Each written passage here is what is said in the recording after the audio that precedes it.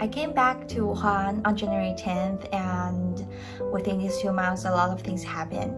But now I can finally sit down and talk about it. I watched my dad close the door. It was a really cold night in that silence, and I was all alone at home. My parents left because they had been running fever for several days and other symptoms of COVID-19. It was January 31st, the 7th day of Wuhan lockdown. I was born and bred in Wuhan for 18 years before I moved to Beijing 2 years ago to study at Tsinghua University. Wuhan is a lovely city where people lead a vibrant life. In Beijing, I would always crave for the hot dry noodles back home, 热干面, and really loud conversations in Wuhan dialects popping up on the street. But when I stood at home on the 31st of January, all that was gone. Before I arrived home for Spring Festival, my parents and I have talked about making sure that we took really good family photos during the Spring Festival holiday. The virus we now know as COVID-19 is somehow fearsome, partly because it does not discriminate in who it infects. But that's only partly true. All the evidence suggests that it can be merciless to older people, so I was wondering whether my parents would make it and whether we would ever take that photos.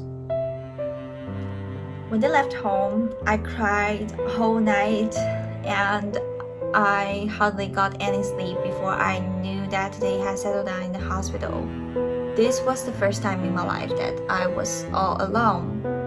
But don't get me wrong, I can be really independent. I can cook, I can do the laundry, and of course, like any young Chinese people, I can buy things online. But I had no idea how to live without my parents. On their second day away, my parents called and asked me how I was.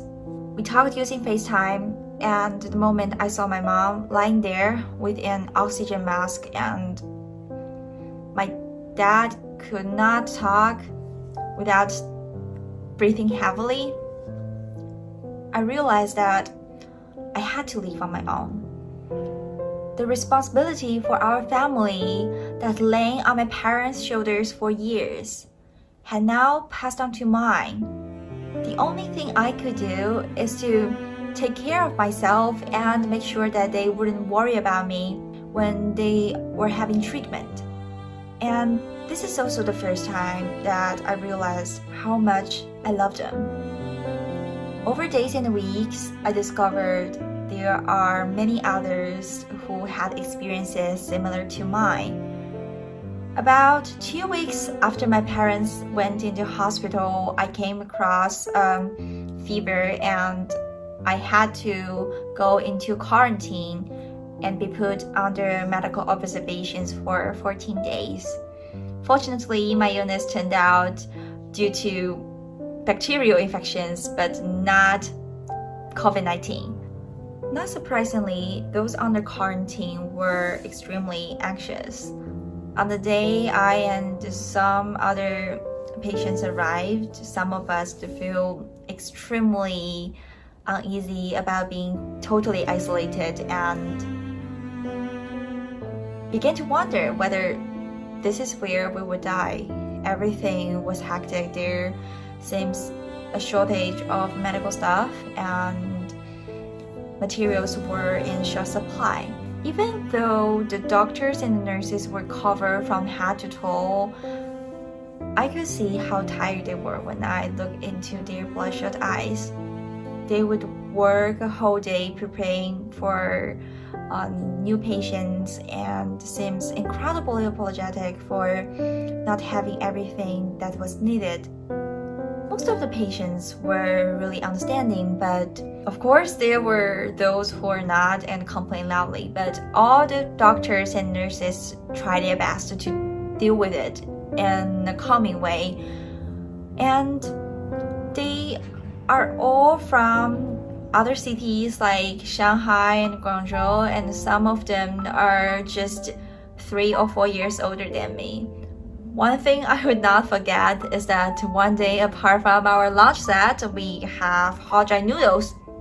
I was extremely happy when I saw the hot dry noodles because for Wuhan people, hot dry noodles was an indispensable part of our daily life. But after the lockdown, we were not able to buy any and we miss it so much. Then I knew that it was a volunteer from Shenzhen who happened to know that we all loved hot dry noodles and prepared that for us. He hoped that this would make us feel at home. I'm sure that all these medical workers were exhausted, and I'm sure that they must have been afraid of being infected, but they did not show it. When the quarantine was over, every patient effusively thanked all the workers for what they have done, but the answer we received was exactly the same. That's what we are here for. Chinese people have always demonstrated a strong sense of unity in the face of challenges. I'm a real millennial girl who was born in 2000.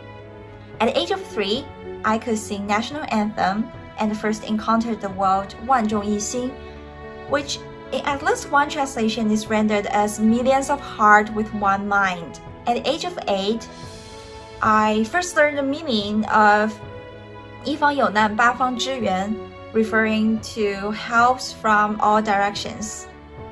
When I saw people try their best to save others' life in Wuhan earthquake, it is only now at the age of 20 I fully appreciate what those words mean. Chinese people have all stood up as one to fight COVID-19. Medical workers from all over the country descended on Wuhan to save others' lives.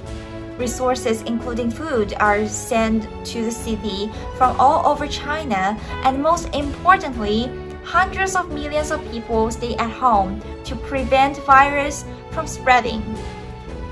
I am so proud that people in my country have all joined in this collective effort. It's natural to fear illness, death, and uncertainty, and it's also natural to feel compassion when we see others suffering.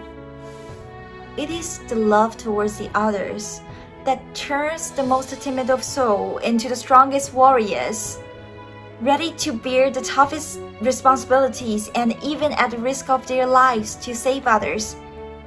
In this fight against COVID-19, I saw this love shining in medical people, volunteers, restaurant owners, bus drivers, and countless others. What we are living through now is undoubtedly horrible, with a pandemic the likes of which hasn't been seen in more than 100 years.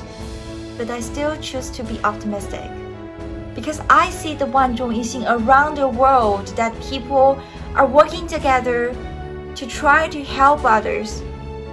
And with them, I think we can look forward to the day that the COVID-19 is finally defeated. Now I have begun to enjoy sitting in front of my desk, taking courses online with my dearest friends and teachers, and I am overjoyed to see the numbers of infected people finally fall. Spring is here, mom and dad are finally home and are fully recovered. The home of ours is a lot warmer now, and we still have a family photo that we have to take. Thank you.